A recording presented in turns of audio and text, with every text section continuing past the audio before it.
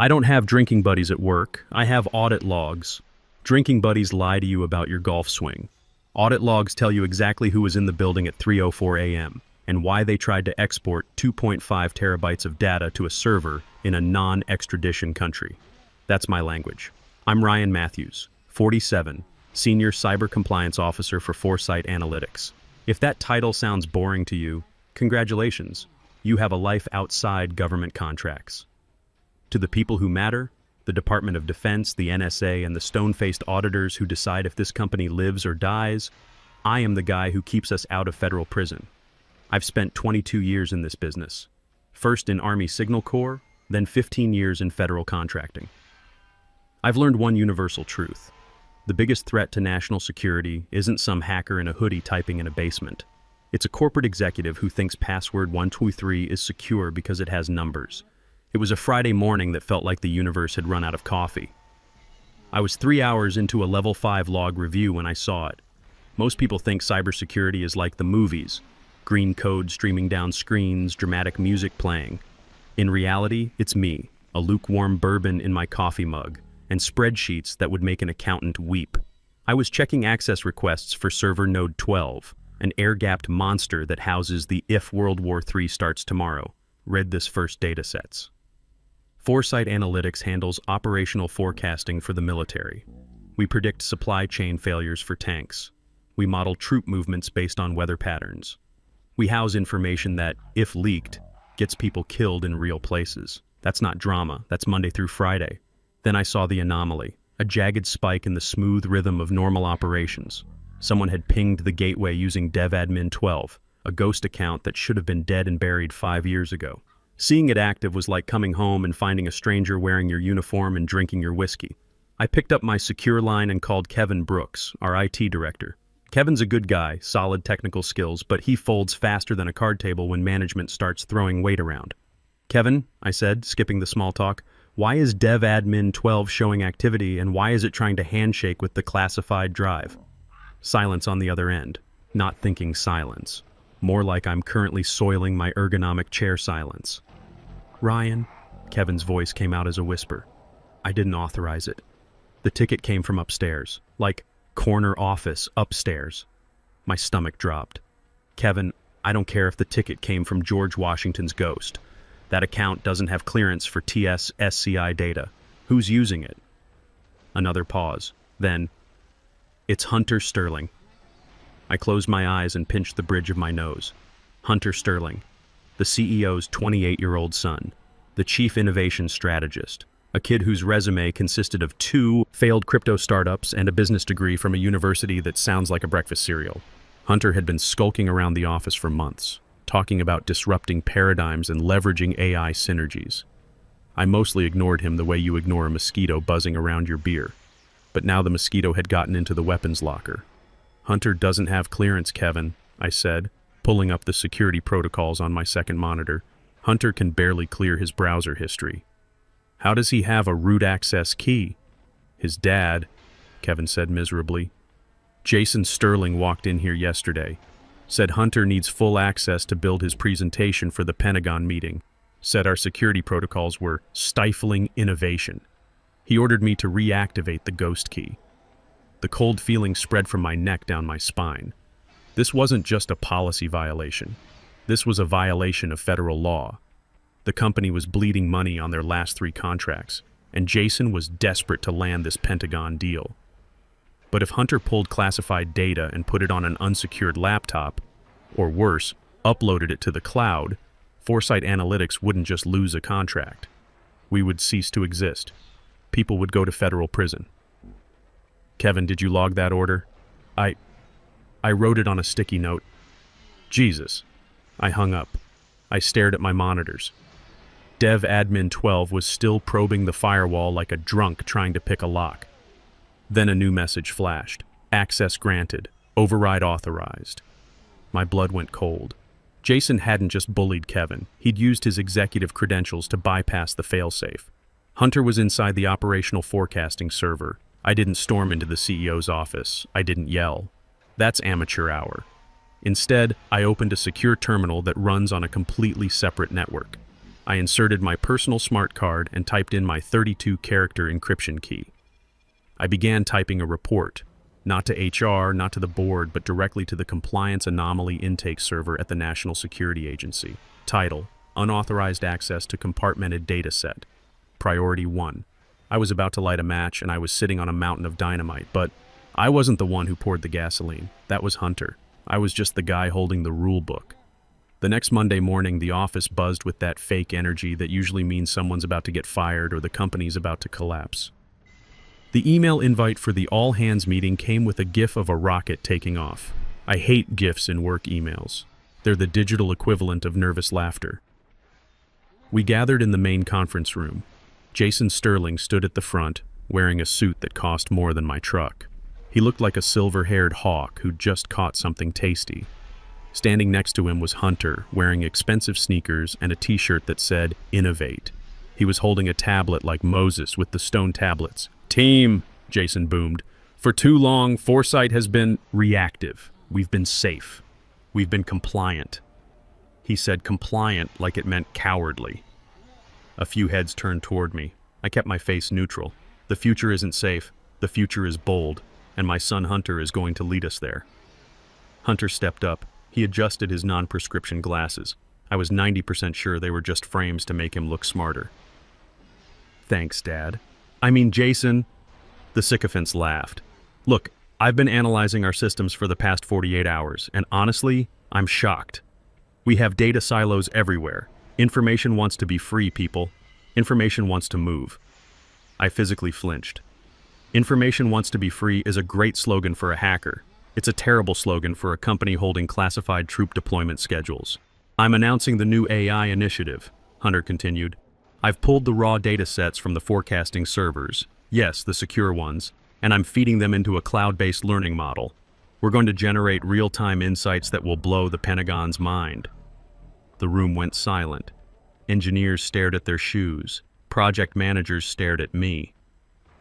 Hunter had just admitted in front of 200 people that he'd stolen classified data and uploaded it to a public cloud server. "Now," Hunter smirked, looking directly at me, "I know some of the old guard here love their firewalls. Ryan, where are you?" "Ah, there he is," he pointed. "Ryan thinks security means locking everything in a box. But I think security means speed. If we're faster than the enemy, we don't need walls." I didn't blink. I stood with my arms crossed, projecting the energy of a disappointed drill sergeant. So effective immediately, I'm overriding the legacy access protocols. The innovation team gets root access to everything. No more tickets. No more waiting for Mr. Firewall to stamp approval forms. Jason clapped. "That's the spirit, son. Let's revolutionize defense." The meeting dispersed. People avoided eye contact with me as they shuffled back to work. They knew dead man walking when they saw one, and they assumed it was me. I went back to my office and immediately pulled the audit logs. Hunter wasn't lying. At 4:47 a.m., DevAdmin 12 had executed a mass export. Select. From Tactical Ops DB, he'd pulled everything. Then the log showed an upload stream to an external IP address. I traced the IP. It wasn't a secure government cloud. It wasn't even a corporate server. It was a generic public-facing server hosted by an AI startup called NeuralSync. Hunter had uploaded top-secret information to a company that probably had admin as their password, and a security team consisting of one guy named Chad. I took screenshots. I exported the packet captures. I saved the video file of the meeting from our internal server. Then I opened my secure channel to the NSA again. My contact was a man named Director Lucas. We'd never met for coffee, but we had a professional relationship built on the mutual understanding that stupidity is the real enemy. I typed, "Update to previous report. Subject has admitted to data exfiltration in public forum. Data now hosted on unsecured third-party cloud. Video evidence attached." I hit enter. The screen blinked. Report received. Monitoring initiated. Do not intervene. Do not intervene. That was the hardest part. Hunter was running around high-fiving people thinking he was the next Steve Jobs. He had no idea that federal crosshairs were centering on his forehead. I had to sit there and watch the poison spread just enough so that when the antidote arrived, it would kill the patient. I poured bourbon into my coffee mug. It tasted like justice. 2 hours later, my desk phone rang. Internal extension, human resources. Caller ID said Rebecca Walsh, VP of People. Rebecca was the kind of HR executive who hung motivational posters but would fire a pregnant woman for using too many sick days. Ryan? Her voice dripped artificial sweetness. Could you pop down to my office? Bring your badge. Bring your badge. Universal code for your dead. I knew this was coming. I'd been counting the minutes. I grabbed my keys but left everything else. I wanted my desk to look like interrupted work, a crime scene of professionalism. I walked down the hallway past rows of developers frantically trying to integrate Hunter's innovation into stable code. They looked stressed. They knew something was wrong. Rebecca's office. Jason Sterling was there, leaning against the window, looking out like he was contemplating his own genius. Hunter sat in the guest chair, scrolling his phone, looking bored. "Have a seat, Ryan," Rebecca said. I sat, military posture, hands folded. "Ryan," Jason started without turning around. "We've been discussing company culture and direction. Rebecca and I feel you're no longer a cultural fit. Your behavior today, the eye-rolling, the negative body language, undermines leadership." "I didn't say a word at the meeting, Jason." "That's the problem," Hunter piped up. "You're always looming, man, like a dark cloud. I'm trying to innovate and you're just radiating negativity. We need yes people." I looked at Hunter. "Hunter, you uploaded classified military data to a public server. That's not negativity. That's a felony." Jason slammed his hand on the desk. "Enough!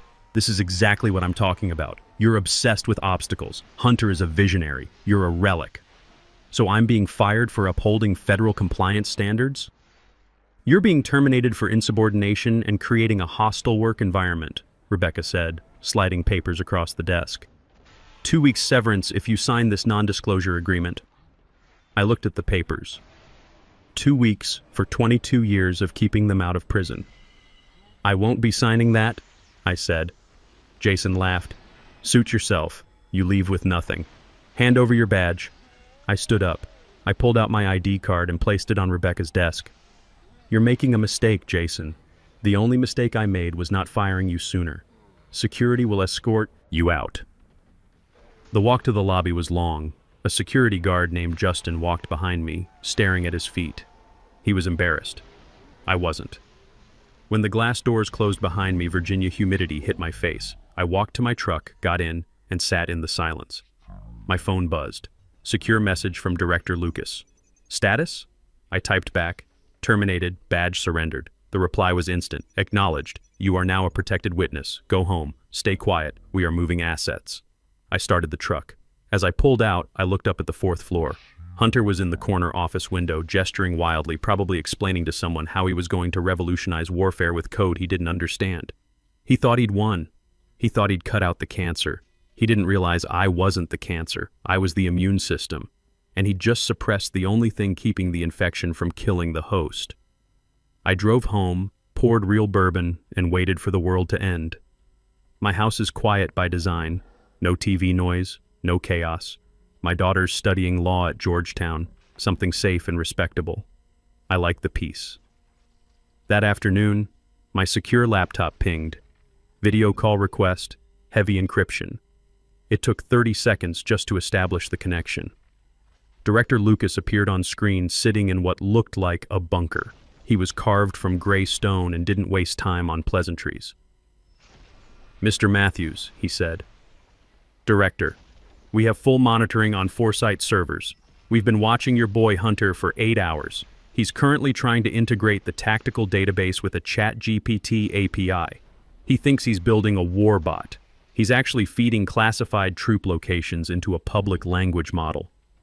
I closed my eyes. Worse than I thought. "We have containment," Lucas continued. "He thinks he's on the open web. He's in a simulation we control. He's feeding data to us, not the public. But he doesn't know that." "What now?" "Now we let him hang himself. Tomorrow's the board meeting, correct?" "Where they pitch this to the Pentagon liaison." "Yes." "Noon. They're expecting General Jordan." "Good.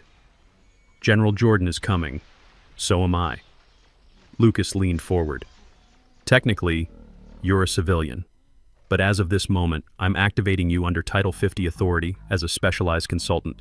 You're reinstated, not by Foresight, but by the United States government. What do you need me to do?" Nothing. That's the hardest part for people like you, Ryan. You want to fix it. I need you to let it rot. Come to the building tomorrow at 11:45. Park across the street. Wait for my signal. They took my badge. You won't need a badge where you're going, Lucas said. We're cleaning house, Ryan, and I want you there to witness the audit. The screen went black. I sat there thinking about Jason's smug face when he fired me. He'd called me a relic. He had no idea that while he was playing checkers with his son's career, the NSA was playing chess with his life. I spent the evening cleaning my rifle. There's something satisfying about proper maintenance when you know federal justice is assembling to destroy your enemies. The next day, I parked across the street at 11:30. I had my tablet propped up, showing a compliance feed Lucas had sent me, live security cameras inside the executive boardroom. The room looked like a wedding reception for people with more money than sense. Catered pastries, dedicated coffee station, silk tablecloth over the usual bare mahogany. Jason was pacing, checking his watch, rehearsing his opening lines. General, what we have here is a paradigm shift. No, a quantum leap in defense analytics. Hunter was hooking his laptop to the 85-inch presentation screen. Dad, the latency is practically zero. I asked it to predict supply chain disruption in the South China Sea and got a scenario in 3 seconds. Ryan's team used to take weeks for that analysis. Ryan is the past, Jason said, straightening his tie. You are the future, son. Today, we secure the contract that sets us up for life. I watched from my truck, sipping coffee from a thermos. Fascinating. They were planning their financial future while committing espionage, like planning a vacation while actively robbing a bank. The feed switched to the lobby view. General Jordan walked in, full dress greens, chest heavy with ribbons, flanked by 2 aides with briefcases. Behind them came the real show. 2 black SUVs pulled up, blocking the executive parking spots. 4 men got out wearing ill-fitting Navy suits that screamed federal agent. Director Lucas led the group. He walked into the lobby like a shark swimming through coral reef. The receptionist, Ashley, looked up and smiled. Can I help you? Lucas flashed a badge I couldn't see clearly, but I saw Ashley's face go pale.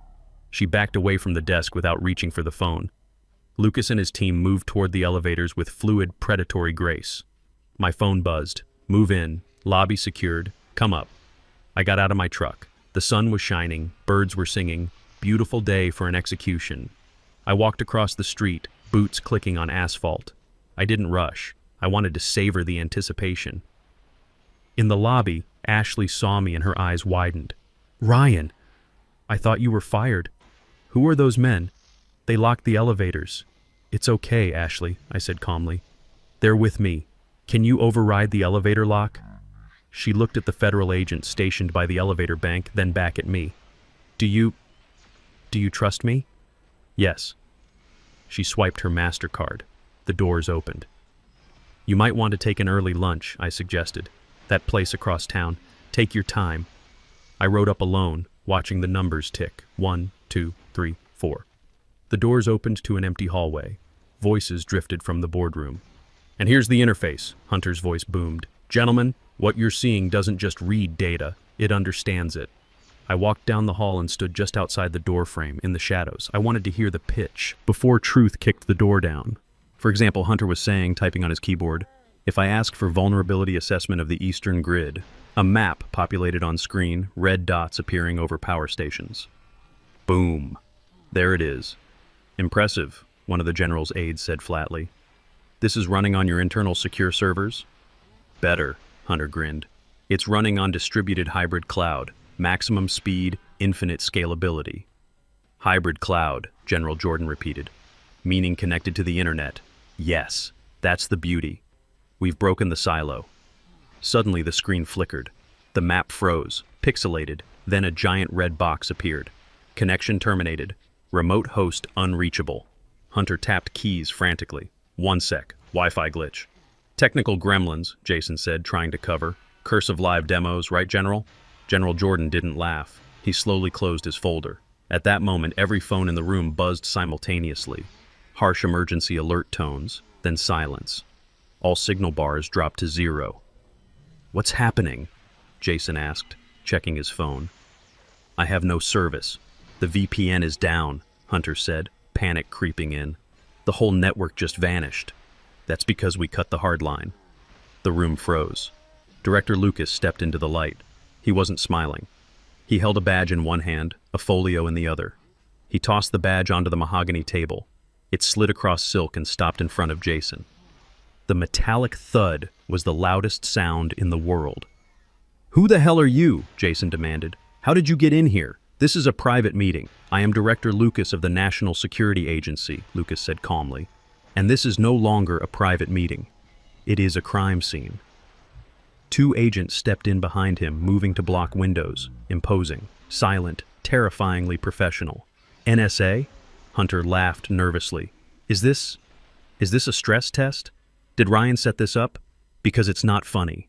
Your former employee asked a question, Lucas said, turning to Hunter. "No, this is not a stress test. Stress tests imply you have a chance of passing. This is a containment breach protocol." Lucas looked at the general. "General Jordan, my apologies for the interruption. We needed to confirm active uplink before severing connection." "Understood, Director," Jordan said, standing. "Did he really put grid data on a public server?" "He did." "Dear God," Jordan muttered, looking at Jason with pure disgust. "You people are insane!" "Wait a minute," Jason sputtered. "We're a trusted partner. We have protocols." "You had protocols," Lucas corrected. "Then you fired the person who enforced them." Lucas turned toward the door. "Mr. Matthews." I stepped into the room. Jason's face was worth every unpaid overtime hour. His jaw dropped. His eyes darted between me and Lucas. "Hello, Jason," I said. Didn't raise my voice. Didn't smirk. Just stood there in my dress shirt, looking like the personification of, "I told you so." "He's the one who sabotaged the network," Hunter shouted, pointing. "He's bitter. He hacked us. Sit down, son," one of the agents barked. Hunter sat. "Mr. Matthews didn't hack you," Lucas said, opening his folio. "He reported you, as legally required. Because he did, we intercepted your innovation before it reached Chinese servers actively scraping your cloud host." "Chinese servers?" Hunter squeaked. "You used a third-party host, Hunter," I said. "Did you read their terms of service? Their servers are mirrored in Shanghai. You handed operational forecasts to foreign intelligence. But don't worry, we redirected your DNS. Your data went to Utah, not Beijing." The silence was deafening. Jason slumped into his chair as liability dawned on him. "Okay," he said, voice trembling. "No harm done, right? We caught it. We'll fix this." "Too late," Lucas said. He pulled out a remote and pointed it at the screen. The frozen map disappeared, replaced by security footage from yesterday's meeting. We watched Hunter strutting around. "If we're faster than the enemy, we don't need walls." Lucas paused the video, admitting to intent. He clicked next. A log file appeared showing Jason's credentials authorizing the override. "And here's the facilitator. You used executive privilege to bypass federal safety protocols. That makes you accessory to distribution of classified material." The door burst open. The board chairman, Zachary Powell, stormed in, looking like he was having cardiac arrest. "Jason!" he roared. "I have SEC on line 1, Defense Department on line 2. Our stock is halted." He stopped, seeing the general and agents. "Mr. Powell," Jordan said tiredly, "your CEO just tried to open source our troop movements." Powell turned on Jason. "You're fired. For cause. No severance. We're clawing back everything." Powell looked around frantically. "How do we fix this?" "General, please. Foresight employs 1,800 people. Contract suspended pending security audit," Jordan said. "We can't pass an audit.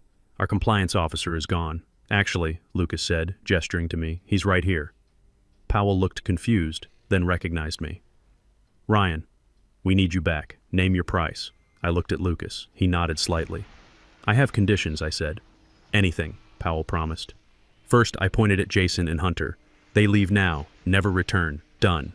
Second, I report directly to the board. No CEO oversight on security. If I say a server stays locked, it stays locked. Agreed. Absolute autonomy.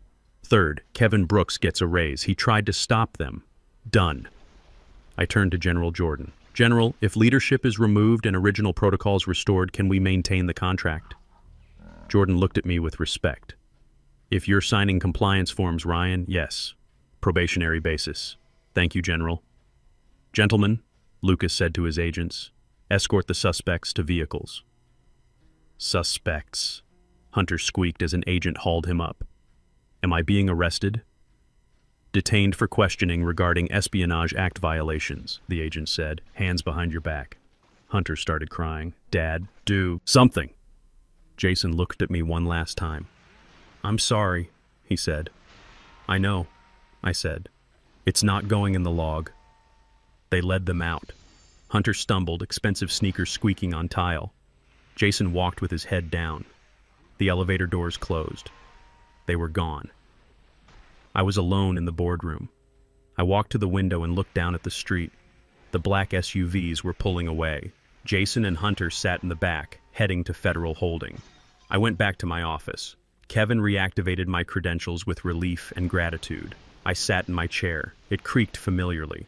I logged in. User R. Matthews. Access level. Administrator unrestricted. I opened the log file for DevAdmin 12. I typed, account disabled permanently. Then I went to the break room, made fresh coffee, and added real bourbon. I took a sip. Hot, bitter, perfect. I opened a new spreadsheet. Time to get back to work. Real power doesn't announce itself. It simply operates. Probably a raider in my own stream now, upstairs. Okay, I was a bit scared too. I never committed to paying $500,000. Oh, you didn't sleep because of your apartment purchase. Oh, it doesn't work. Better cut them cold or with a real good sharp knife for fewer onion fumes. I've heard that it's the knife quality that's the real indicator, but what do I know? I don't know anything. It's your bedtime. Good night, B-Fry. Thank you so much for hanging out. I appreciate you. It's JP's bedtime too. I'll take the blame. No, Cass, I'm kidding. How was your stream, friend? Thank you so much for being here. Anyone coming on the raid, if you don't know me, my name is Echo, also known as Aaron. You can call me either. We are playing The Sims tonight. We are trying to cleanse our mental palate from the last two streams in which